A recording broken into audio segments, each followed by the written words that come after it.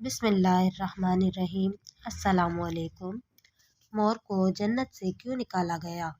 مور جتنا اب خوبصورت ہے اس سے کئی زیادہ جنت میں خوبصورت تھا۔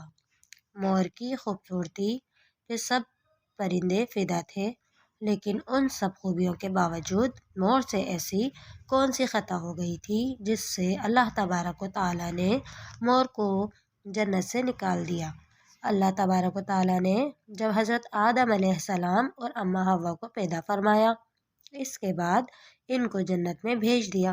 وہ دونوں جنت میں بہت ہی پرسکون رہتے تھے، بہت ہی لذیذ میوے پھل کھایا کرتے تھے، لیکن ایک اناج جس کو اللہ تبارک و تعالیٰ نے انہیں کھانے سے منع فرمایا وہ اناج گندم تھا۔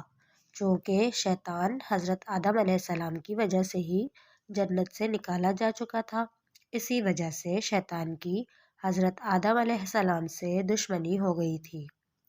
شیطان یہ چاہتا تھا کہ وہ کسی بھی طرح حضرت آدم علیہ السلام کو جنت سے نکال دے اور ساتھ میں اماں حوا کو بھی جنت سے نکلوا دے۔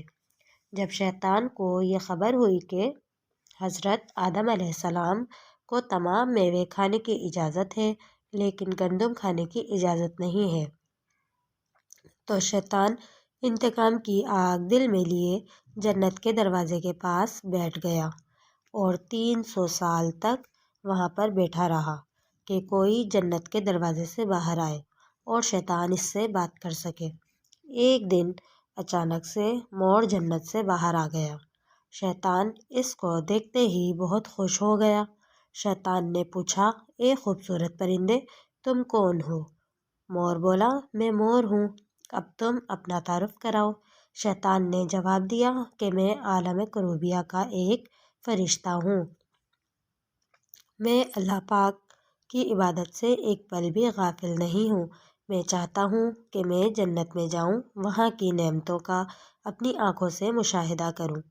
شیطان مور سے کہنے لگا کہ تم مجھے جنت کے اندر لے جاؤ، میں تمہیں 3 ایسی باتیں بتاؤں گا جس سے تمہیں ابدی زندگی حاصل ہو جائے گی، تمہیں بڑھاپا اور بیماری نہیں آئے گی، تم ہمیشہ جنت میں ہی رہو گے۔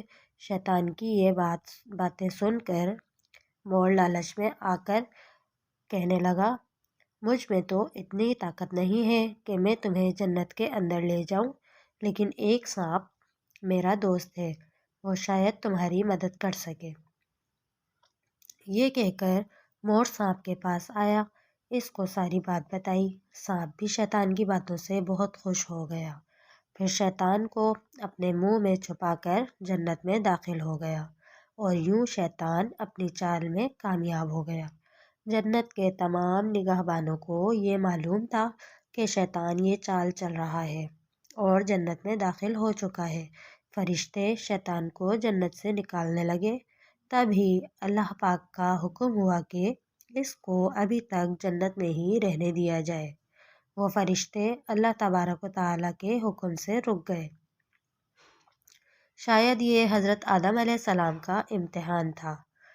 شیطان حضرت آدم علیہ السلام کے پاس اور اماں حوا کے پاس جا کر اپنی محبت کا اظہار کرنے لگا۔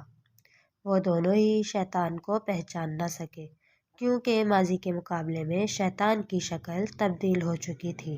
شیطان کہنے لگا کہ میں چاہتا ہوں کہ آپ دونوں ہمیشہ جنت میں اسی طرح زندگی گزاریں، ہمیشہ خوش رہیں۔ حضرت آدم علیہ السلام اس کی بات بہت غور سے سننے لگے۔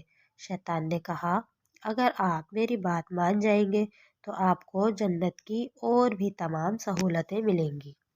حضرت آدم علیہ السلام شیطان کے بہکاوے میں آ کر کہنے لگے کہ یہ کس طرح ممکن ہے؟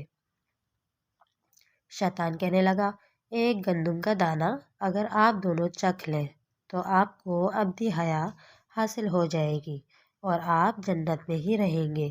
یہ بات سن کر حضرت آدم علیہ السلام کے دل میں رجحان پیدا ہوا، لیکن ان کے دل میں اللہ کی نافرمانی کا خوف غالب آ گیا۔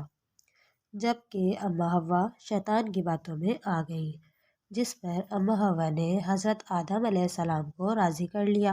پھر اس کے بعد ان دونوں نے اس گندم کے دانے کو چکھ لیا۔ جیسے ہی گندم کا دانہ ان کے اندر گیا تو دونوں کے لباس غائب ہو گئے، جس کے بعد دونوں اپنا اپنا جسم چھپانے لگے اور خوف خدا سے کانپنے لگے۔ اسی دوران اللہ تبارک و تعالیٰ نے فرشتوں کو یہ حکم دیا کہ حضرت آدم علیہ السلام اور اماں حوا دونوں کو زمین پر اتار دو۔ حضرت آدم علیہ السلام کو سری لنکا کے قریب نیچے زمین پر بھیج دیا گیا، جبکہ اماں حوا کو جدہ کی سرزمین پر اتار دیا گیا۔ جن خوبصورت پیروں سے چل کر مور شیطان کو جنت کے اندر لے کر آیا تھا، وہی خوبصورت پاؤں اللہ پاک نے مور سے لے لیے۔ سانپ جو اپنے منہ میں شیطان کو چھپا کر لایا تھا، اس کے منہ کی خوبصورت خوشبو چھین کر اس میں زہر ڈال دیا گیا، پھر مور کے ساتھ ساتھ سانپ کو بھی جنت سے نکال دیا گیا۔